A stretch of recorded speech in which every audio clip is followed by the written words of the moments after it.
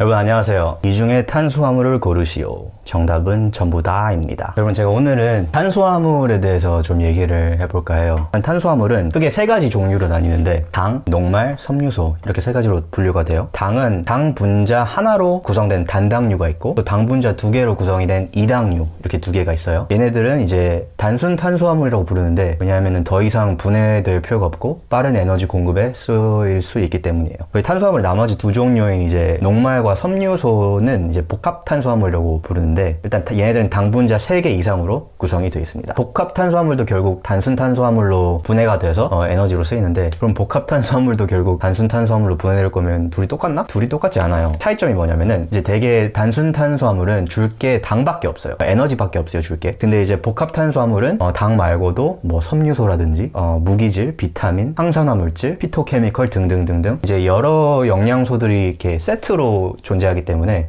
에너지 말고도 이제 우리 몸이 필요한 여러 가지 영양소를 공급을 해준다. 이렇게 볼 수 있겠고요. 그럼 이제 정제되거나 가공된 탄수화물이면은 이런 영양소들이 좀 많이 제거가 된 상태예요. 오히려 지방이 추가된 경우가 많고 칼로리는 되지만 영양소 균형이 좀 깨져 있는 그런 상태라고 볼 수 있죠. 그래서 이왕 같은 칼로리를 섭취를 하실 거면은 칼로리 안에서 영양소 균형이 좀 잡혀 있는 칼로리를 섭취하는 게 몸에 더 좋겠죠. 그러니까 예를 들어서 밀보다는 통밀 그리고 흰쌀밥보다는 현미가 몸에 더 좋은 게 이와 같은 이유 때문이라고 볼 수 있겠습니다. 그럼 제가 섬유소라는 말을 했는데 섬유소라는 거는 식물에만 있는데 그러니까 동물에 뼈가 있듯이 식물에는 섬유소가 있다고 간단하게 이해를 하시면 될 것 같아요. 섬유소는 엄밀히 말하면 필수 영양소는 아니에요. 안 먹어도 웬만큼 살 수는 있어요. 근데 안 먹으면 손해라는 거. 그 섬유소는 이제 탄수화물의 부피를 늘려줘서 포만감을 주고 그리고 음식이 소화기관을 통과하는 속도를 늦춰주게 돼서 다른 영양소들의 흡수를 돕고요. 그리고 복합 탄수화물을 섭취할 경우에는 이제 당이 섬유소와 함께 있기 때문에 천천히 흡수돼서 혈당이 서서히 오르는 데 비해 단순 탄수화물의 경우에는 혈당이 비교적 빠르게 오르겠죠. 그래서 현미의 경우 쌀이 이렇게 있으면은 쌀을 둘러싸고 있는 껍질 같은 게 겨라고 하잖아요. 이 겨가 이제 섬유소인데 이 겨 안에 있는 게 배젖이라고 부르는데 그럼 이제 효소들이 겨가 감싸고 있기 때문에 배젖과 작용해서 대사시키는데 조금 더 시간이 많이 필요하겠죠.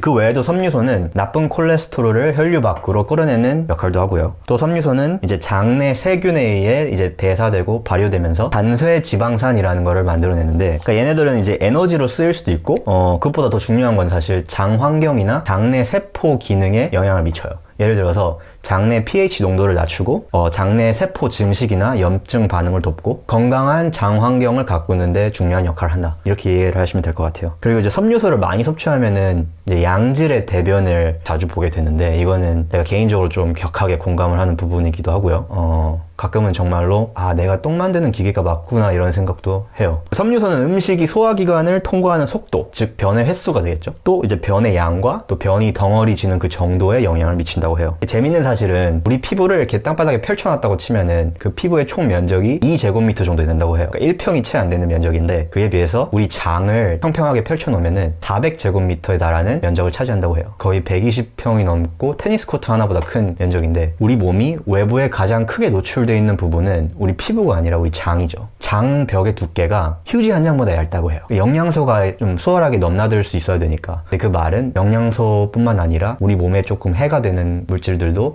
넘나들 수가 있겠죠. 그래서 이제 우리 몸속에 어떤 음식을 집어넣느냐가 되게 중요한 거예요. 이 장을 깨끗하게 청소해주는 것 중에 하나가 섬유소다. 이렇게 이해를 하시면 될 것 같아요. 그럼 이제 지방 얘기를 제가 잠깐만 할 텐데 지방은 이제 지방산이라는 걸로 만들어져요. 지방산 종류는 크게 세 가지가 있는데 하나는 포화지방산. 얘는 주로 이제 동물성 식품에서 오고요. 식물성 식품에도 간혹 들어있어요. 예를 들어서 코코넛유나 팜유에 들어있고요. 또 한 가지는 단일 불포화지방산. 얘네들은 주로 이제 올리브유나 견과류, 아보카도 이런 데 들어있고 고도 불포화지방산. 얘네는 이제 오메가3나 오메가6를 여기에 해당이 되고요. 여기서 포화라는 단어가 핵심인데 이제 포화라는 단어가 뭘 뜻하냐면은 이 지방산이 수소 포화 상태이냐 아니냐를 말해줘요. 단일 불포화나 고도 불포화 지방산은 이제 수소 포화 상태가 아니죠. 불포화니까. 그 말은 탄소 이중 결합이 있다는 거예요. 단일 불포화 같은 경우에는 이중 결합이 하나, 고도 불포화 같은 경우에는 2개 이상. 그럼 이중 결합이 있다는 거는 이제 수소를 달 수 있을 만큼 달고 있지 않다는 거고 이중 결합이 있는 위치에 지방산이 약간 굴곡이 있어요. 그 말은 지방산들끼리 이게 차곡차곡 잘 안 뭉쳐지겠죠. 굴곡이 있다 보니까. 그래서 실온에서 액체 형태로 나타나는데 반면 포화지방산 같은 경우에는 수소 포화 상태니까 이중 결합이 없고 굴곡이 없기 때문에 그래서 지방산들끼리 차곡차곡 잘 뭉쳐져서 실온에서 고체 형체를 띈다. 트랜스 지방 얘기를 살짝만 한다면 육류와 유제품 제품에는 원래 소량의 트랜스 지방이 들어있고요.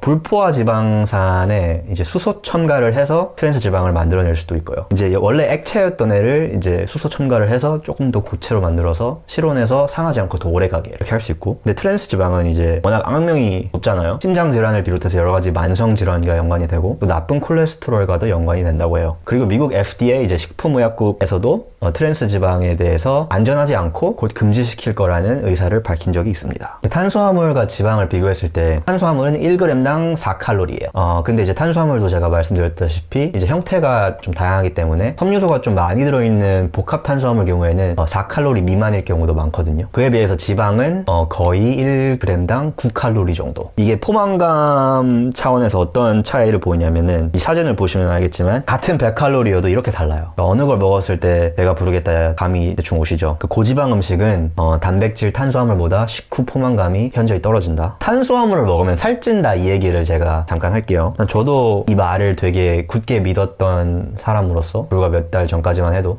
정말 식탁에서 눈앞에 된장찌개와 밥을 두고 두 그릇을 먹냐 안 먹냐를 가지고 정말 많은 스트레스를 받았는데 그렇게 보면 되게 억울해요. 그러니까 우리가 하루 활동량에 필요한 양보다 더 많은 탄수화물을 섭취했을 때, 즉 이제 잉여 탄수화물이 발생하면은 얘네들이 다 어디로 가냐? 우선 상당량이 글리코젠, 이제 글루코스 집합체인데 글리코젠의 형태로 간이나 근육에 저장이 돼요. 남성의 경우 몸무게 킬로당 15g의 글리코젠 저장이 가능하다고 해요. 그리고 아까 제가 탄수화물의 경우 이제 1g에 4칼로리 정도 된다고 했는데 60kg 몸무게 남성의 경우 900g의 글리코젠 저장이 가능하겠고요. 즉 3600칼로리에 해당하는 글리코젠이 저장이 가능합니다. 3600칼로리 이상을 먹었다고 쳐요. 그럼 그 나머지는 또 어디로 가냐? 그 나머지는 체열이나 다른 자잘한 신체 활동을 통해서 이제 소모가 돼요. 이 연구를 보시면은 하루 대부분을 앉아서 시간을 보내는 사람의 경우 기초 대사율이 하루 에너지 소모량의 60%를 차지한대요. 그리고 음식을 소화하고 흡수하고 저장하는데 또 소모되는 에너지가 10에서 15% 정도 되고, 그리고 나머지 자잘한 신체 활동, 그러니까 이건 사람마다 좀 다를 수 있는데 하루 에너지 소모량의 15%부터 정말 활발한 경우에는 50%까지 차지할 수 있대요. 그러니까 정말 자잘하고 사소한 신체 활동이더라도 상당한 에너지 소모로 이어질 수 있다. 예를 들어서 음식을 씹는데 에너지 소모량이 20%, 꼼지락거리는데 20에서 40%를 소모할 수도 있다. 가만히 있을 때와 비교했을 때 느긋하게 산책하거나 가게 안을 둘러보는 활동은 에너지 소모량을 2배 증가시키고 조금 빠른 걸음걸이로 이동했을 때는 에너지 소모량을 2배 또는 3배 증가시키는 것으로 보여진다. 그러니까 계산을 해보면은 일단 기초 대사량이 60, 음식을 먹고 소화하는데 또 20, 꼼지락거리는데 또 한 30, 여기다가 이제 밖에 한번 나갔다 오면은 또 몇십, 운동 한번 하면 몇십. 그러니까 생각보다 매일 우리가 되게 많은 양의 에너지를 소모를 한다고 해요.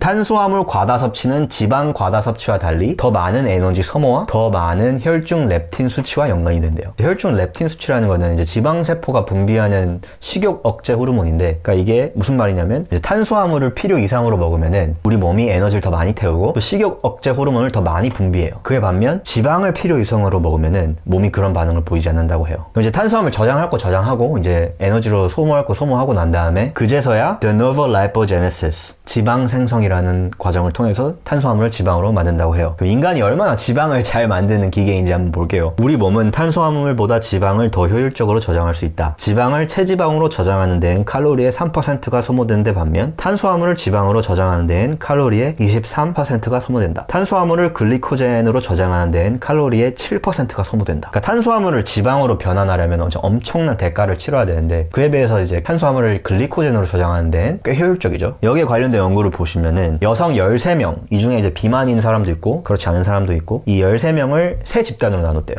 통제 집단이 일단 있고 나머지 두 집단은 탄수화물 50%를 더 섭취하게 만들었대요. 그리고 그 두 집단은 또 추가로 135g의 설탕을 또 먹게 했대요. 135g의 설탕이면은 각 설탕 한 34개 정도 생각하시면 될 것 같아요. 탄수화물을 초과 섭취하게 한 두 집단이 체지방이 하루 평균 많게는 10g, 적게는 2g 증가했대요. 칼로리로 따지면은 많게는 90칼로리, 적게는 18칼로리. 그러니까 하루 체지방이 평균 6g 정도 늘었다고 보시면 돼요. 탄수화물을 매일 1.5배, 그리고 거기다가 각설탕 34개. 이렇게 5달 반을 먹어야지 1kg의 살이 찐다고 해요. 그러니까 이 연구가 내린 결과는 비만 여부는 체지방 증가와 관계가 없고 또 탄수화물의 종류 또한 관계가 없고 탄수화물 과다 섭취는 총 체지방 양과는 관계가 없다고 보여진다. 그러니까 정리하자면은 탄수화물 과다 섭취 시 바로 지방 생성으로 이어지지 않는다. 지방 생성으로 이어지는 게 가능은 하나 대체로 그렇게 되지 않는다. 탄수화물이 지방이 되는 것은 지방이 탄수화물이 되지 못하는 것과 비슷하게 둘 사이엔 생화학적 차원에서의 기능적 장벽이 화학이 존재한다. 포유류의 경우 탄수화물과 지방, 이 두 다량 영양소는 서로 호환이 가능한 에너지 공급원이 아니다. 따라서 탄수화물과 지방은 서로 독립적인 시스템 내에서 기능할 가능성이 높고 별도로 다뤄줘야 마땅하다. 존 맥두걸이라는 유명한 의사분의 표현을 빌려서 이제 간단 명료하게 한마디로 정리를 하면은 네가 먹은 지방이 네가 달고 다니는 지방이다. 그 실제로 체지방을 분석을 해보면은 평소에 먹는 지방으로 구성이 되어 있다고 해요. 그러니까 고지방 식단을 따르는 사람 중 비만율이 더 높고, 또 탄수화물이 아니라 지방이 과식과 비만과 연관이 되고, 또 체중 관리와 식욕을 통제하는 최선의 방법은 저지방 그리고 섬유소 비중이 높은 고탄수화물 식단을 섭취하는 것이다. 오늘은 여기까지 하겠습니다.